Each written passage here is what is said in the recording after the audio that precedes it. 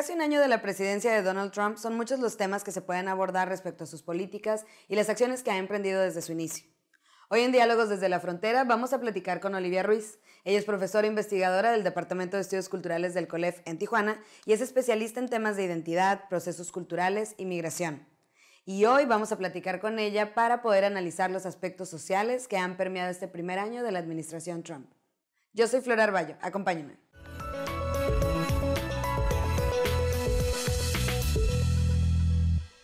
Gracias por acompañarnos. Muchas gracias, Flor. Y bueno, como decíamos al inicio, son demasiados los frentes que podríamos hablar sobre la presidencia de Donald Trump, pero nos interesa hablar sobre todo de, pues ponerlo en contexto un poco, como haciendo una revisión, una recapitulación desde el inicio de su administración. ¿Qué fuerzas dentro de la sociedad llevaron al triunfo de Donald Trump y cómo están ahorita, en este momento, a un año, ¿no?, de su administración? Bueno, obviamente es una pregunta muy amplia, que se puede abarcar de muchos ángulos, de muchas perspectivas.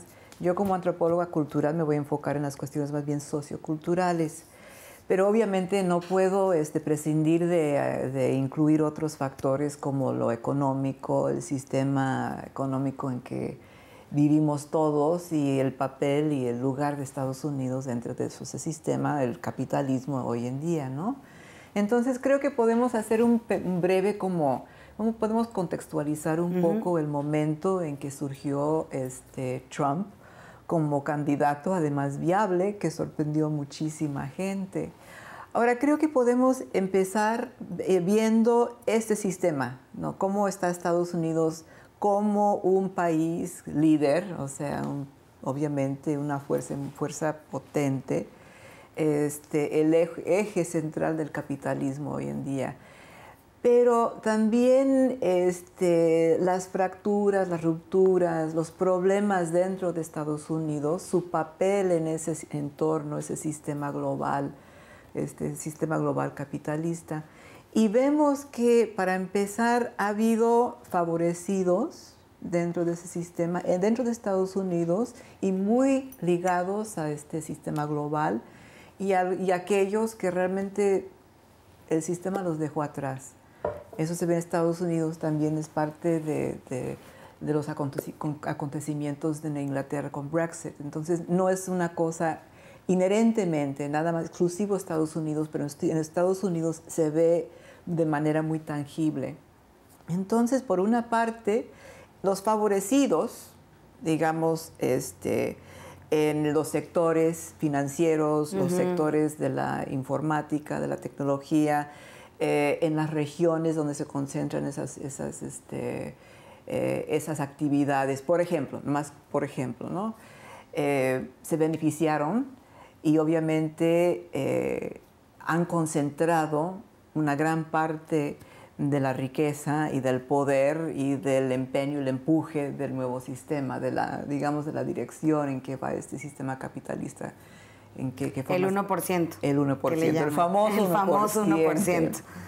Pero eso significa que hay un montón de gente que realmente se está quedando atrás o se quedó atrás. Las personas que quedaron rezagados porque el sistema industrial ya está como acabándose.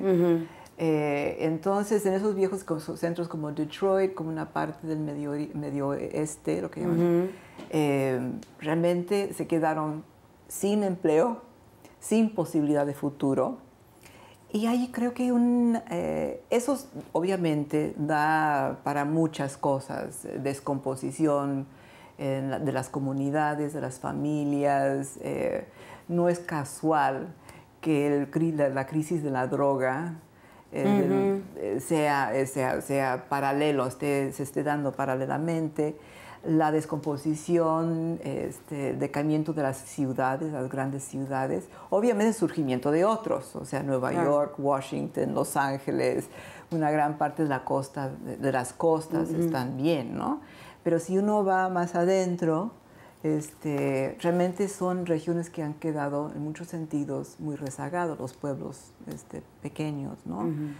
Y las personas dentro de esas regiones. Ahora también hay eso se da como un resentimiento, obviamente, que ¿dónde se canaliza? Encima de eso, en el 2008-2009, una crisis de la vivienda fatal, ¿no? La crisis económica. Sí, y mucha gente perdió sus hogares, perdió sus ahorros. Y encima de eso, o sea, o más bien como parte de ese contexto, vemos cambios que se han dado a lo largo de los años, porque esto es como un brote, ¿no? Pero antes de eso, obviamente, es el 11 de septiembre, todo el miedo y la idea de que estamos bajo la lupa de estos grupos y que nos quieren quitar, entre comillas, esa idea, ¿no? Ese sentimiento que se ve mucho en Estados Unidos. Pero si vamos más atrás todavía, y lo vemos ahorita reflejado en lo que pasó en Charlottesville, por ejemplo, en Virginia y en otros lugares, incluso aquí en San Diego hubo manifestaciones de supremacistas blancos que se organizaron aquí en Chicano Park. Pero esa transformación que se empezó a dar en finales de los 50, principios de los 60, en cuestiones de derechos civiles, que es la lucha de las, entre comillas, minorías étnicas y raciales, y también de las mujeres, los derechos de la mujer. Y eso también ha creado un entorno, un caldo de cultivo, de inseguridad, de cambio, de sentir, yo creo que para muchos de estos que votaron por Trump, de que dónde estamos pisando, más bien dónde está el piso, ¿no? Y este es un caldo de cultivo para muchas cosas. Sí, porque justo es lo que está diciendo, se conjuntan demasiadas pues ideologías, la derecha o los grupos cristianos. Sí. Y bueno, migración. Los o sea, cambios todo estaba como demográficos. Preparando el terreno para... Claro. O sea, la migración, el cambio demográfico, especialmente después de los 80, con pues, la década perdida en América Latina, y pues, ¿qué hizo la gente? Pues fue donde había trabajo y donde había demanda. Y obviamente eso también contribuye, hasta está contribuyendo a un cambio demográfico, social, étnico, cultural, que también es parte de todo esto, ¿no?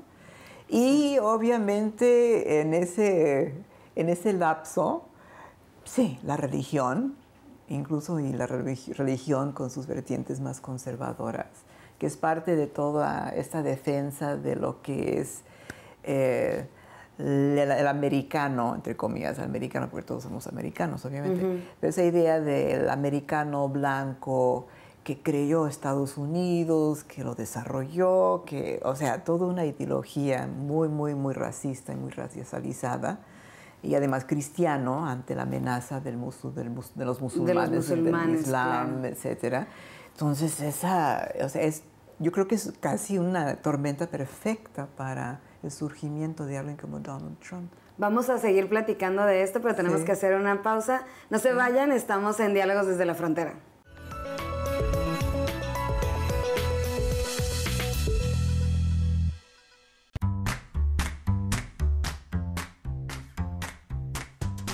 Una de las metas que el Colegio de la Frontera Norte se ha planteado a lo largo de su historia es la difusión del conocimiento científico generado por nuestros investigadores. Hoy en día, la tecnología ha revolucionado la manera de difundir la información, y esto ha incidido en la forma en que leemos. Por ello, a los libros, revistas y materiales audiovisuales puestos a tu disposición en el COLEF, sumamos la publicación de libros en formato electrónico,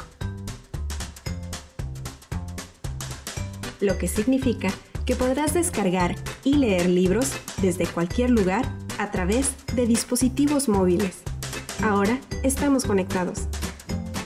Explora nuestros ebooks y catálogo de publicaciones en www.colef.mx/librería.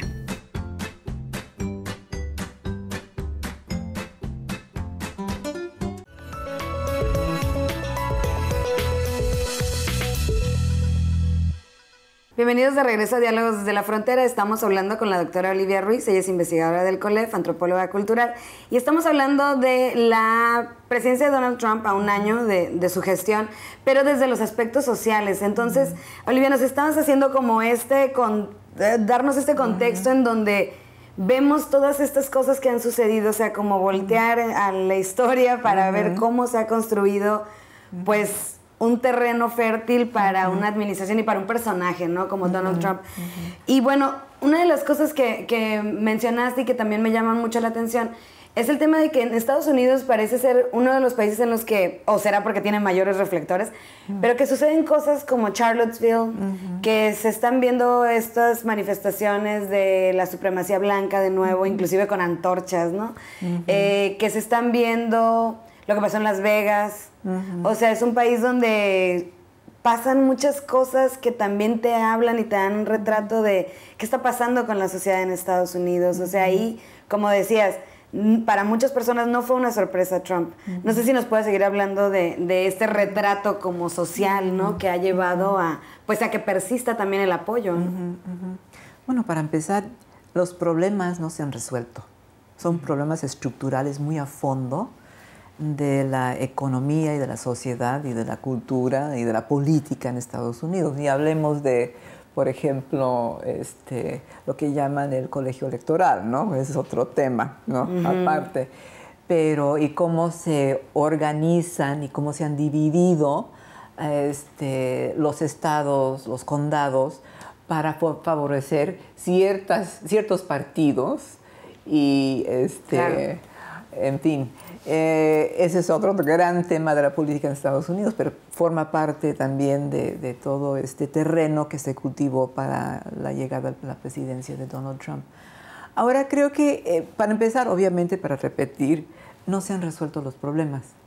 Creo que en este momento algunos están reconociendo qué problemas hay. O sea, y creo que ha habido cierta miopía de parte de parte de la clase política, digamos, más liberal, de las costas, de la costa del este y de la costa del oeste, donde hay una gran parte, donde vive mucha gente y que votó por Hillary Clinton, pero que de alguna manera no respondieron y no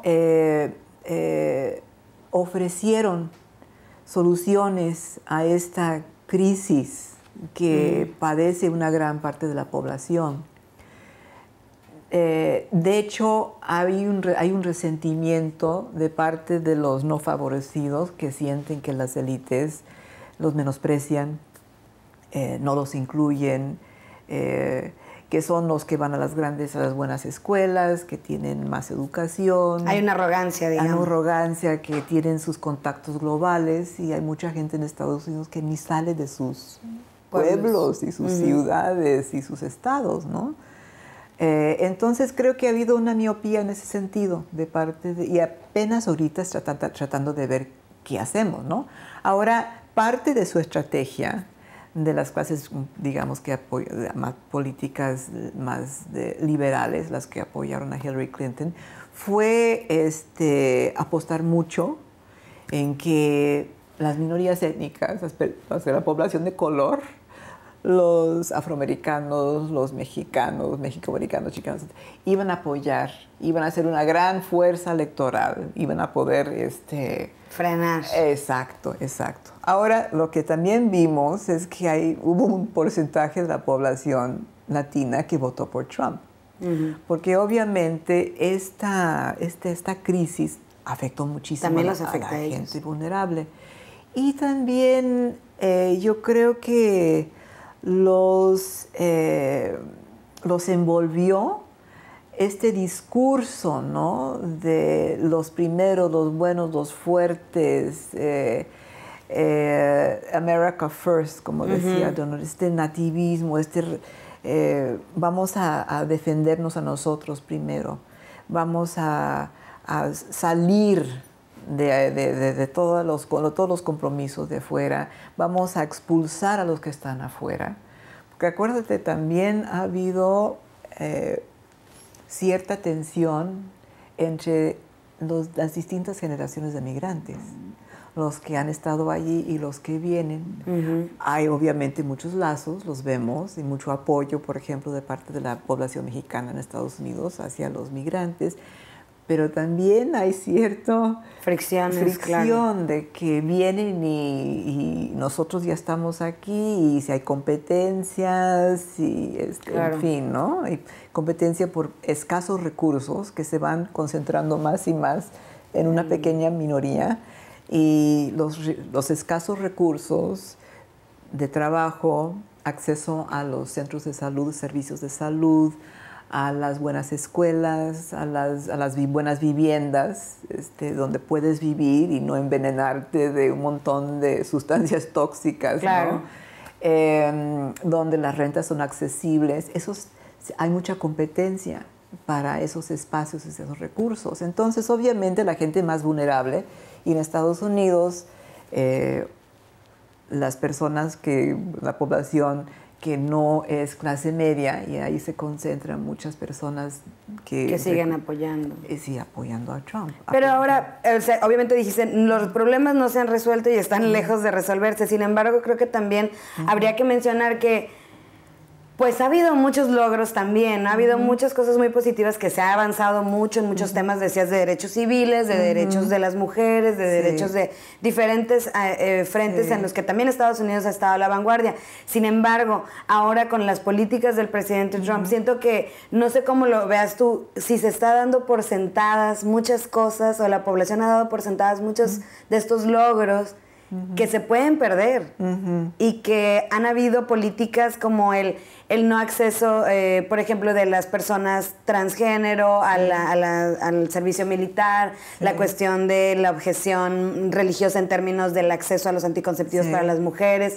O sea, estas políticas, o inclusive en temas de educación, ¿no? Que es ahora Betsy DeVos, la secretaria de Educación, buscan llevarlo todavía más hacia la privatización. Entonces, no sé cuál es esta lectura de que ha resuelto algo para esa población que lo ha apoyado Donald Trump. O sea, ¿ha resuelto algo? ¿Les ha dado algo a cambio? Yo creo que no. No. En los cuántos meses lleva de la presidencia, no.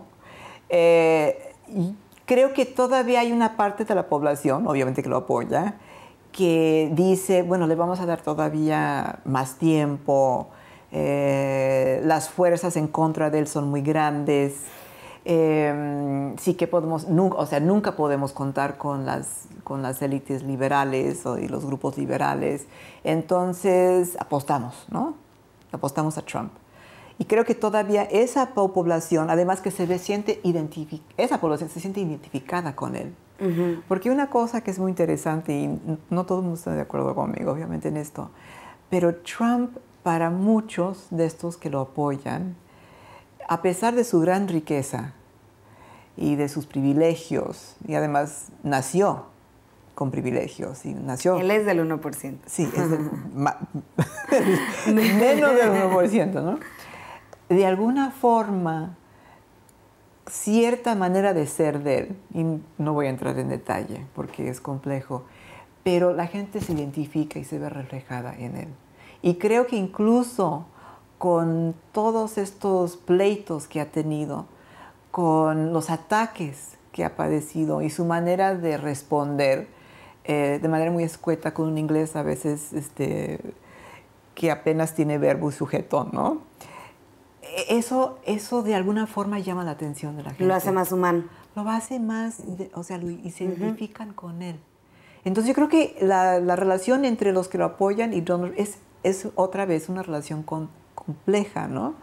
Ahora, hay una oposición y el país está muy dividido. Sí hay grupos de derecha, pero también hay una creciente como ola de gente que ve que no puede tomar como asentado que esos beneficios van a estar ahí siempre y tienen que pelear. Tengo que hacer una pausa, vamos a regresar a seguir platicando de este tema. No se vayan, estamos en Diálogos desde la Frontera.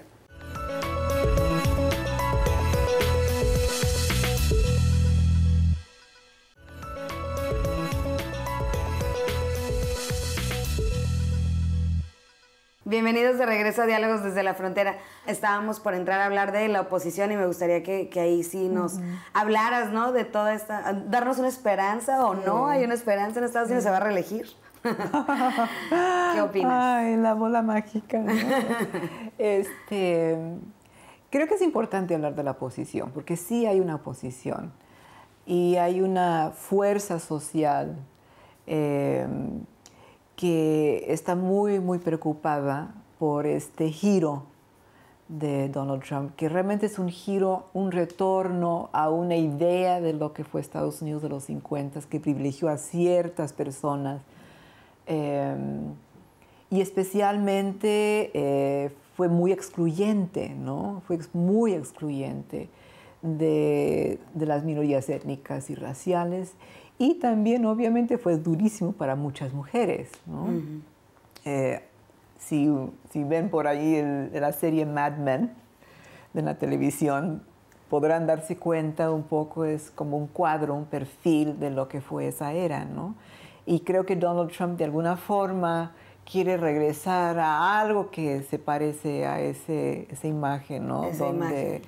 De los hombres, la mayoría blanca, de ciertos privilegios, la mujer en una posición bastante más periférica, sumisa, donde las minorías étnicas y raciales realmente no cuentan, sirven el café, etcétera, limpian las fábricas, limpian las casas. Y cuando se acaba el día, se van a sus pueblos o sus colonias, sus barrios. Y no hay que verlos. No hay que verlos, ¿no? Los famosos, esa segregación, ¿no? Entonces, pero hay una oposición que obviamente no quiere regresar a eso porque no le conviene. Claro. Porque ha luchado muchísimo para alejar al país de esa historia, ¿no? De separarla. Y Charlottesville es un reflejo de eso, de qué hacer con esa historia, por ejemplo, de la esclavitud, de la represión, de la opresión, de la violencia contra la población afroamericana, pero también podemos hablar de la violencia contra los chinos, la violencia contra los mexicoamericanos o los chicanos. En fin, o sea, hay mucha parte de la población, un gran porcentaje de la población hoy en día que tiene sus raíces en una historia alternativa.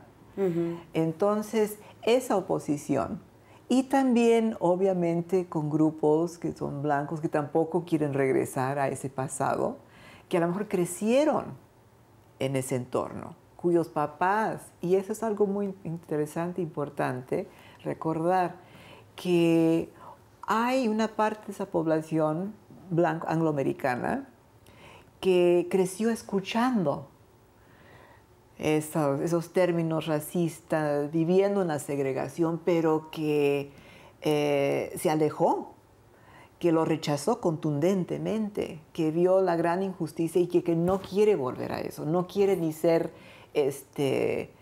identificada con ese pasado. Y que de alguna forma también siente culpa de que tenemos que hacer algo para no regresar a eso, ¿no? Entonces, esa población también se está organizando, se está movilizando. También vemos en ciertos sectores, por ejemplo, Silicon Valley, la tecnología, donde hay fracturas y rupturas y contradicciones. Por una parte, han apoyado mucho a los demócratas, dieron dinero a Hillary Clinton, en su mayoría votaron por la candidatura de Hillary Clinton, pero como estamos viendo ahorita, hay un backlash, una contramovilización en torno a las mujeres, ¿no?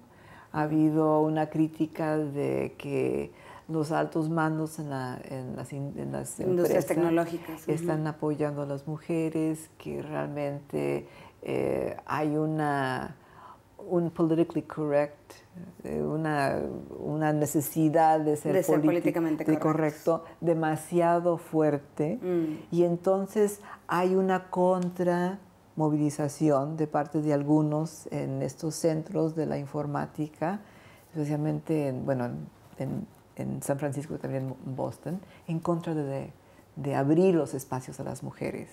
Claro. y una hostilidad a las... Entonces también esas rupturas hacen difícil que la oposición se una y pueda ser un contrapeso. Sí, totalmente. ¿Consideras que tiene posibilidades de una reelección? ¿Trump? Yo creo que no, en este momento yo no me pongo las manos en el fuego. Bueno, claro, porque siempre sorprendió desde el hecho en que no creían que iba a ser candidato republicano. Muchos no creyeron. No creyeron que iba a ser presidente y bueno, ya un año. Pues sin duda vamos a seguir analizando la presencia de Donald Trump, que por lo menos no decepciona en cuanto a noticias y en cuanto a acciones para bien y para mal. Pero bueno, muchas gracias, Olivia, por habernos acompañado. Se nos terminó el tiempo y pues ojalá vuelvas a venir para que nos sigas platicando de esto y podamos seguir analizando el contexto pues cultural, porque sí, lo que decíamos, Estados Unidos es un país y una sociedad que merece un análisis muy particular, ¿no? Por tantas cosas que existen y bueno, también porque son nuestros vecinos aquí cercanos. Muchas gracias por acompañarnos, Olivia. Ay, pues muchas gracias a ustedes. Sí. Y a ustedes muchas gracias también por habernos acompañado en esta charla. Recuerden que esto es Diálogos desde la Frontera, un programa del Colegio de la Frontera Norte. No olviden suscribirse en YouTube y también visitar el portal del COLEF, www.colef.mx. Nos vemos en la próxima.